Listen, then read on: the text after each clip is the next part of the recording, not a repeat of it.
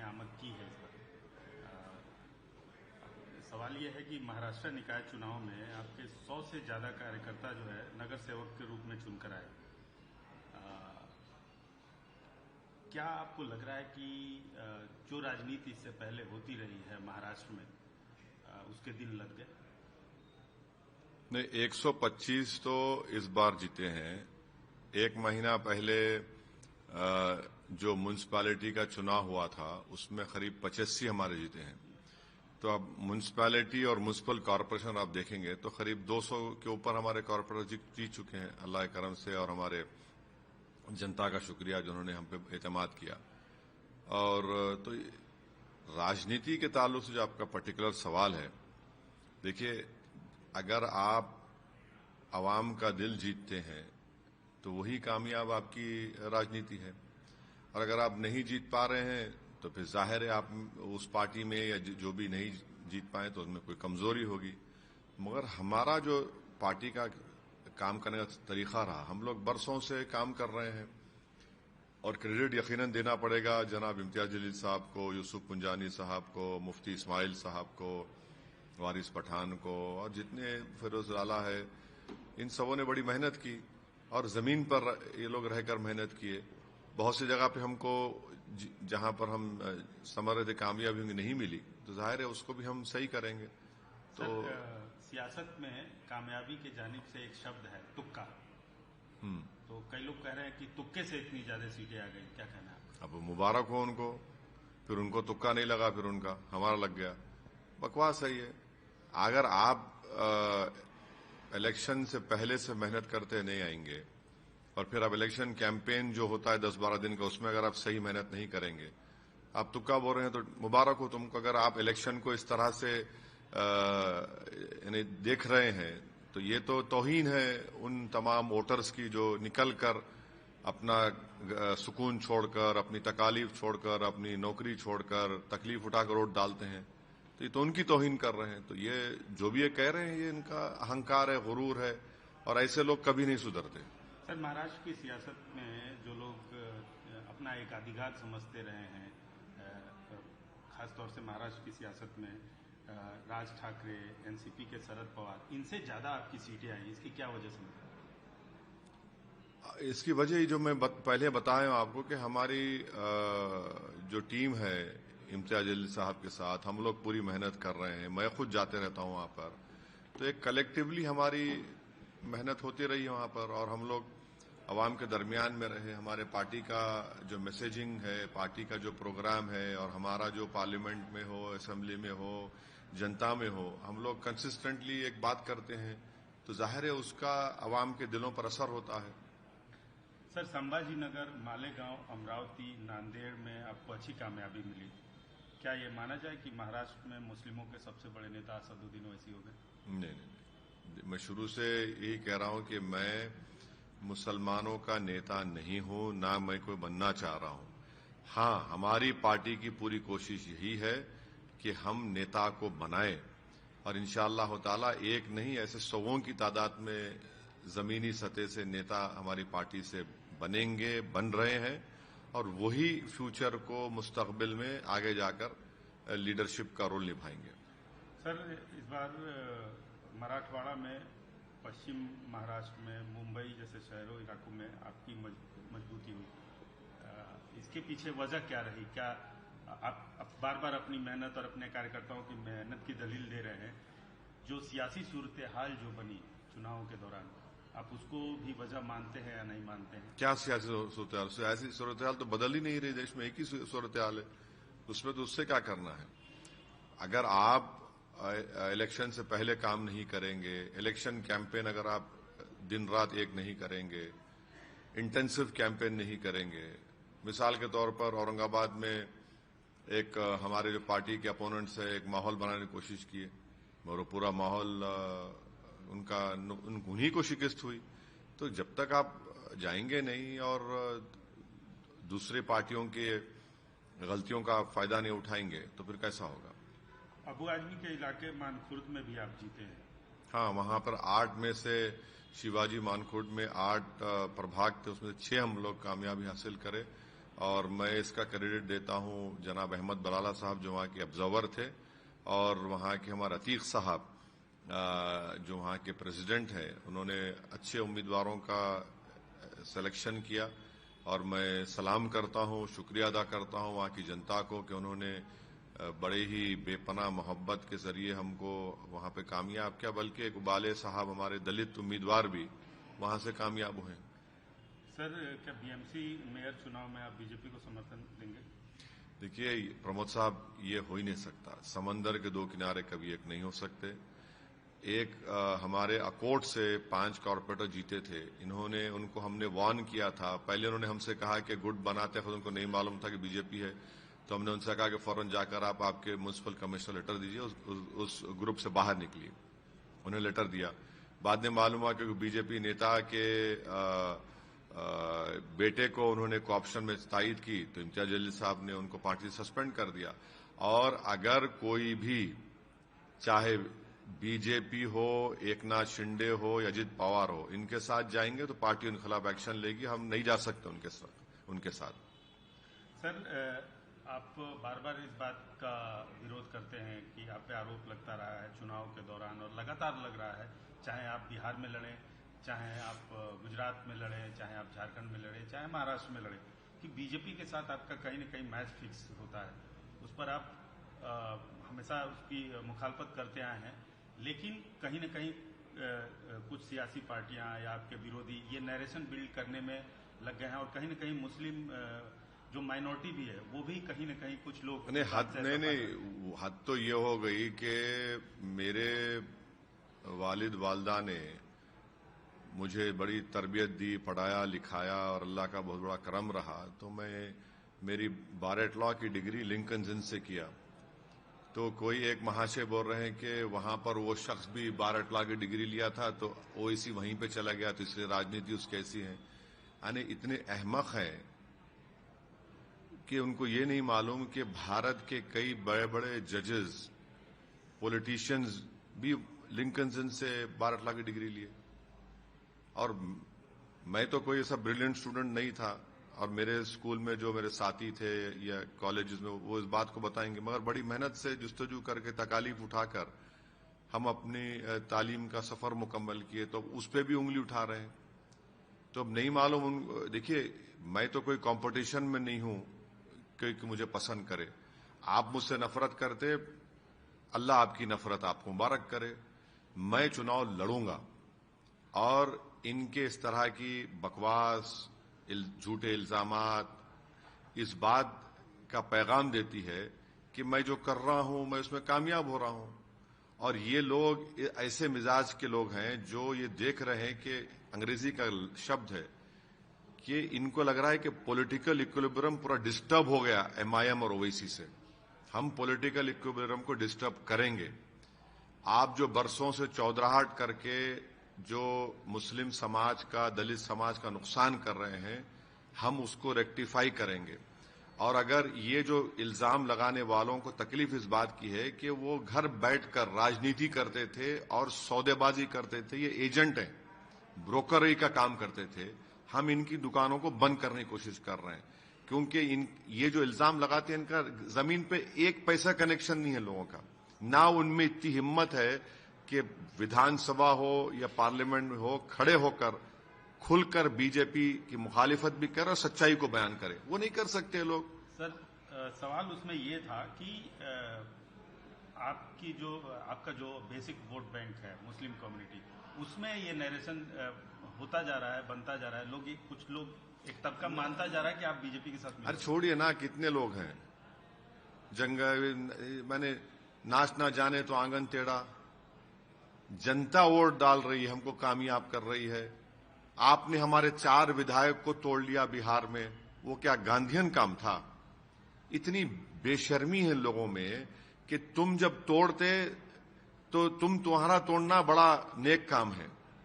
और वही काम महाराष्ट्र में हो गया, शिवसेना के 2 टुकड़े हो गए, एनसीपी के 2 टुकड़े हो गए, कर्नाटका में कांग्रेस की सरकार के एमएलए भाग गए, मध्य प्रदेश में भाग गए, तो आपने आसमान को सर पे उठा लिया। यही इन लोगों की मुनाफिकत है, जिसको अंग्रेजी में बोलते हिपोक्रेसी है। ये दोहरा रवैया है इनका।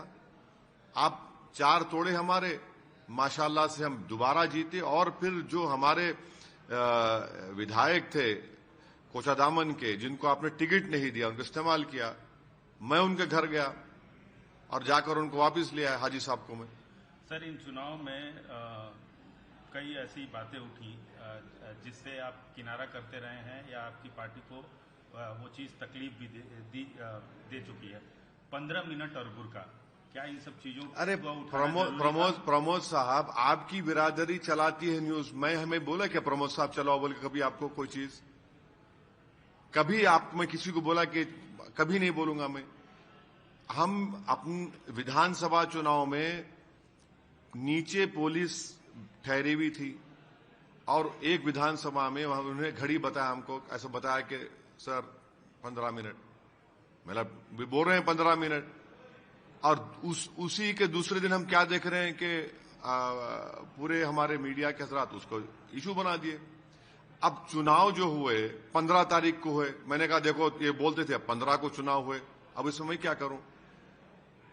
बुरखे की बात आप कर रहे हैं, कौन इशू बनाया? ये तो देवेंद्र फडणवीस बनाए, उन्होंने कहना शुरू कर दिया, मैं तो बोला ही नहीं। हां, मैं शुरू से इस बात को कह रहा हूं, पिछले 2 साल से कह रहा हूं कि मेरी ख्वाहिश है, मेरी कोशिश है, मेरा ख्वाब है कि एक दिन इस देश की प्रधानमंत्री हिजाब पहनने वाली लड़की होनी चाहिए। अगर ये मैं बोल रहा हूं तो इसमें कौन सा गुनाह है? क्या हम ख्वाब नहीं देख सकते? क्या हम उस ख्वाब को पूरा करने की कोशिश नहीं कर सकते? क्या भारत का संविधान हमको इस बात से रोकता है? नहीं रोकता है। यही तो हम ये कह रहे हैं कि ख्वाब देखो, उन ख्वाबों को पूरा करने के लिए मुत्तहिद रहो, काम करो। तो इसमें अगर कोई तकलीफ, किसी के पेट में दर्द हो रही है, तो भाई आप तो पाकिस्तान की ज़बान में बात कर रहे हैं। पाकिस्तान के संविधान में मजहब के बुनियाद के ऊपर कोई उनका प्रधानमंत्री या उनका राष्ट्रपति बन सकता है। हमारा संविधान जिसको बाबा साहब अम्बेडकर ने, कोई बन सकता है अगर उसकी उम्र हो और वो मेंटल ना हो, अनसाउंड माइंड का ना हो, तो बिल्कुल है। क्या है इसमें बुरी बात? क्या है? आपको नहीं लगता कि आपके इस बयान के बाद कुछ हिंदुस्तान में इस्लाम के पैरोकार और ठेकेदार, या फिर कहें जिनकी आप भी कहीं ना कहीं इज्जत करते हैं, वो लोग बुरा माने होंगे? क्यों? क्या बुरा मानने क्या है? बुरा मानने क्या है भाई? अगर कोई हिजाब पहनने वाली लड़की बनेगी प्रधानमंत्री तो उसमें बुरी बात क्या है? आप इसमें बुरी बात क्या है? संविधान तो इजाजत देता है ना, बिल्कुल इजाजत दे सकता है। और अगर ऐसा अल्लाह करे कि मेरी जिंदगी में वो दिन देखो, नहीं, मेरी जिंदगी के बाद होगा, कभी ना कोई तो होगा इंशाल्लाह एक दिन। इन चुनाव में आपकी पार्टी पे एक मुहर है कि मुस्लिम पार्टी है, लेकिन इन चुनाव में कुछ हिंदू कम्युनिटी के लोग भी जीत के आए हैं। तो क्या अब ये लगता है कि ये समय आ गया है कि लोग MIM को मुस्लिमों की पार्टी न समझ के? प्रमोद साहब, अगर कोई मजहब का चश्मा लगाकर MIM पार्टी को देख रहा है तो बहुत बड़ी गलती कर रहे हैं। आपकी पार्टी के नाम में सर? नहीं, नाम देखिए, नाम तो एक पार्टी का नाम जनसंघ भी था, एक पार्टी का नाम अभी शिवसेना है, एक पार्टी का नाम तेलुगु देशम है, एक पार्टी का नाम अकाली दल है, कई पार्टी के नाम है। हम जिस जगह पर बैठकर इंटरव्यू कर रहे हैं प्रमोद साहब, आपको 40 मिनट इंतजार करना पड़ा यहां पर। क्यों? क्योंकि बाहर आवाम आई हुई थी, जनता हमसे काम करा रही थी। आप देख सकते वहां पर, अगर वहां पर 300 लोग खड़े हुए हैं तो कम से कम 100 से ज्यादा तो हमारे हिंदू भाई बहन खड़े हुए हैं। तो काम करना है, सबका काम कर रहे हैं। अच्छा, एक सवाल जो अक्सर आपसे पूछा जाता है और आप सही से जवाब नहीं देते, जो दीगर पार्टियों में, दूसरी पार्टियों में जो मुस्लिम लीडर है, उनसे आपको क्या तकलीफ है? कोई तकलीफ नहीं है मेरे को, बिल्कुल नहीं है तकलीफ। क्यों तकलीफ होगी? आपको नहीं, उनको क्या तकलीफ है? क्योंकि हमने बहुत सारे, अरे भाई देखिए, अगर मेरे पेट में दर्द होगा तो मैं दवा खाऊंगा ना, उनके पेट दर्द तो मैं दवा कहां दूंगा उनको? जिसके पेट में दर्द उसको अजमान का, उनको मेरे से तकलीफ है, मैं क्या कर सकता हूं? मेरे पास उनका इलाज नहीं है। मैं तो उनको बड़े अदब के दायरे में कभी मिले तो उनको सलाम वालेकुम भी बोल देता हूं मैं, वो मुझे कभी बोले वालेकुम सलाम बोल भी देते हैं मुझे, और कभी मुझे उनसे कोई प्रॉब्लम नहीं है। मेरी पार्टी का काम मुझे करना है, मुझे उनसे क्या करना है? पार्टी का काम मुझसे कर रहे हैं। हाँ, चुनाव के दौरान में अगर आप तनकीद करेंगे, क्रिटिसाइज करेंगे तो हम जवाब देंगे। आप झूठ बोलेंगे तो हम सच्चाई को बयान करेंगे। अगर कोई समझ रहा है कि झूठ और लफाजी और मंतिक के जरिए कुछ बोलेगा तो हम भी बोल सकते, बहुत बोल सकते।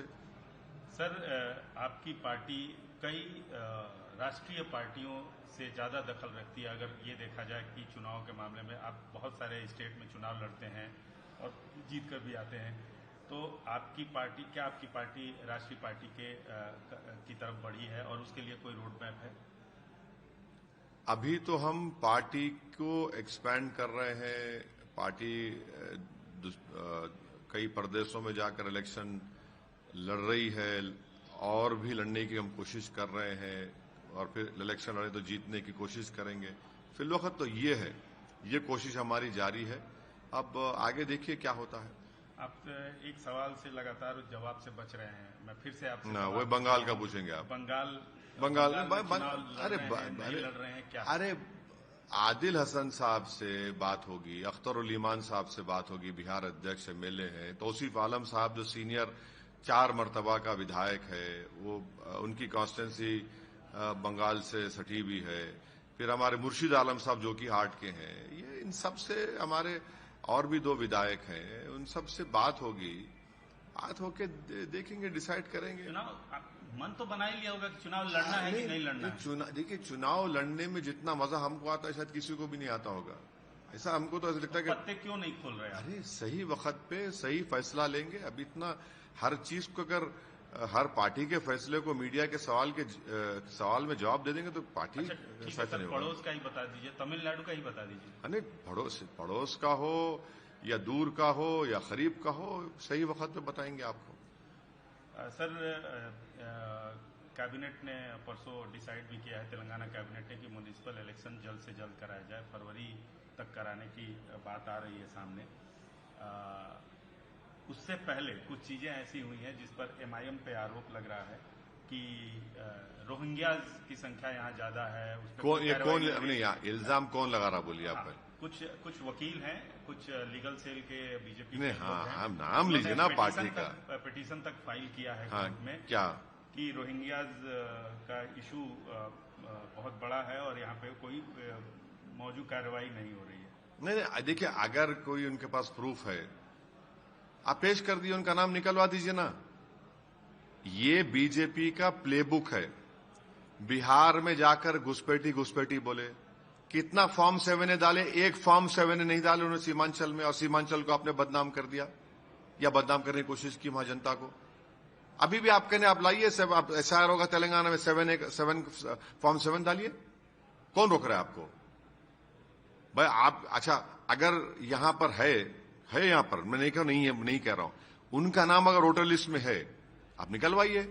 और तीसरा, अगर उनके पास यूएनएचसीआर का कार्ड है तो आप खुद देख लीजिए। मगर इससे पूरे शहर को क्यों बदनाम कर रहे हैं आप?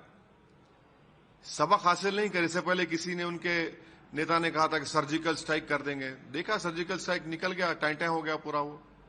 तो ये आप इसको इशू बनाकर एक समुदाय को बदनाम करना, एक शहर के एक हिस्से को बदनाम करना, ये तो ठीक नहीं लगता ना। ये तो जनता देख रही है उसको। सर, आज की एक बड़ी खबर है कि विश्व की सबसे बड़ी पार्टी भारतीय जनता पार्टी की कमान युवा हाथों में दिया गया है। प्रधानमंत्री ने भी काफी तारीफ की और नितिन नवीन को बनाया गया। आप इसको कैसे देखते हैं? अरे उनके पार्टी का फैसला है, मैं क्या तबसरा करूंगा उस पर? नहीं, सबसे ज्यादा बीजेपी पे करते हैं। हाँ, तो करते हैं अटैक। हाँ, अटैक करते हैं। वो उनकी पार्टी ने किसी को बनाया है तो क्या आगे क्या उम्मीद? अरे देखेंगे उनको। अरे आप लोग उसका ऐसा बड़ा इशू बना रहे। अरे उससे क्या बड़ा इशू है वो? इशू तो ये है कि बालासोर में एक और मुसलमान मॉब लिंचिंग हो गई। इशू तो यह है कि एक यूपी में घर में लोग नमाज पढ़ रहे तो केस बुक कर रहे थे। माने अगर सिर्फ मुसलमान समाज ही नमाज पढ़ता है, दूसरा समाज कुछ भी कर ले, फिक्र नहीं है बीजेपी सरकार को।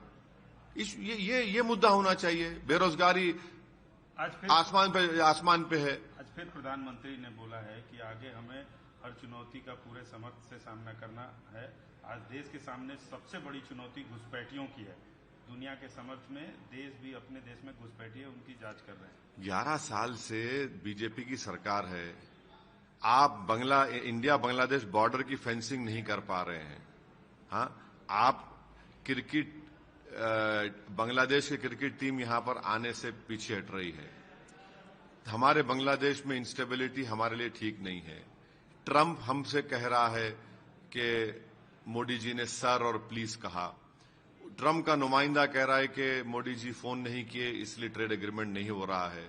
हाँ, और चीन को हम बोल रहे हैं कि भारत में आकर इन्वेस्टमेंट करो। वो चीन जो ऑपरेशन सिंदूर के दौरान पाकिस्तान की पूरी मदद किया, हथियारों से, सैटेलाइट इमेजेस से, पूरे टेक्नोलॉजी दिया, ये इसके बारे में कौन जवाब देगा? दिल्ली में पोल्यूशन उरूज पर है। हाँ, इस पे आप बात ही नहीं करना चाह रहे। सर, एक लोकल इशू है। आज सुबह काफी सियासी पारा गर्म हो गया तेलंगाना में। कल एक एक्स मिनिस्टर है हरीश राव को नोटिस दिया फोन टैपिंग में। आज सुबह उन लोगों ने तमाम तरह के आरोप लगाए कांग्रेस सरकार पे। नोटिस दिया, जवाब दीजिए उसका वकील से, जवाब दीजिए वकील से। वो वेंडेटा पॉलिटिक्स की बात कर रहे हैं कि ये वेंडेटा पॉलिटिक्स। अब वो भाई नोटिस दिया, जवाब दीजिए ना। आप वकील से जवाब दे दीजिए उसको। आपके समर्थन नहीं, नोटिस नहीं, नोटिस क्या है वो ये तो बोलिए। फोन टैपिंग नहीं, नोटिस क्या है? एक्यूज की है, एज एन एक्यूज बनाया उनको, या फिर उनको पूछताछ करना चाह रहे हैं? अगर वो अपने लॉयर से मशवरा कर लें, हाईकोर्ट चले जाइए, चलिए आप, उसमें क्या है? लीगल प्रोसेस का अगर वो किसी BNSS सेक्शन के तहत दे रहे हैं तो आप लीगल कार्रवाई करिए। आप अपना तो आप स्टेटमेंट दे चुके हैं ना। लेकिन बीआरएस की तरफ से कहा जा रहा है कि मौजूदा सरकार वेंडेटा पॉलिटिक्स के तहत ऐसी कार्रवाइयां कर रही है। उस पर आपका क्या कहना है? भाई नोटिस दिए हैं, नोटिस का जवाब दे दीजिए आप, खत्म हो गया।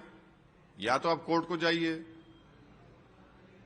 आपके ने पूरा लीगल ऑप्शंस हैं, आप लीगल ऑप्शंस को पूरा इस्तेमाल करिए। पॉलिटिकल आपने तो बात कर दी पॉलिटिकल आपने, अब आप लीगल ही करिए, लीगल करिए आप। सर, एक सवाल और है कि विश्व की सबसे बड़ी पार्टी में नेतृत्व यूथ को दिया जा रहा है। आपकी पार्टी में भी नेतृत्व यूथ में? हर जगह यूथ ही है भाई। देखिए, आप बीजेपी पार्टी की बात कर रहे हैं। भारत देश पूरे विश्व में एक ही देश है जिसका डेमोग्राफिक डिविडेंड जो इसको बोलते हैं, जिस देश की 60% आबादी 40 साल से कम उम्र नौजवानों पर मुश्तमिल है। उनको रोजगार नहीं है, उनके पास स्किल्स नहीं दे रही सरकार, उनको सही राह नहीं दिखा रही है, और ये डेमोग्राफिक डिविडेंड और 20 साल रहेगा। इनके लिए क्या कर रहे हैं मोदी सरकार, ये बोलिए। आप देख लीजिए, आपकी पार्टी के लिए आप जो है कर रहे हैं, मगर वो जो देश का नौजवान जो 40 साल से कम उम्र है, अरे भाई 18 साल से लेकर 30 साल के दरमियान में 50% की आबादी है इस देश में, 133 करोड़ का देश। उनके लिए क्या हो रहा है बताइए? उनके लिए कब होगा? क्योंकि वो हम उस देश का, वही तबका, वही लोग हमारे देश का फ्यूचर है।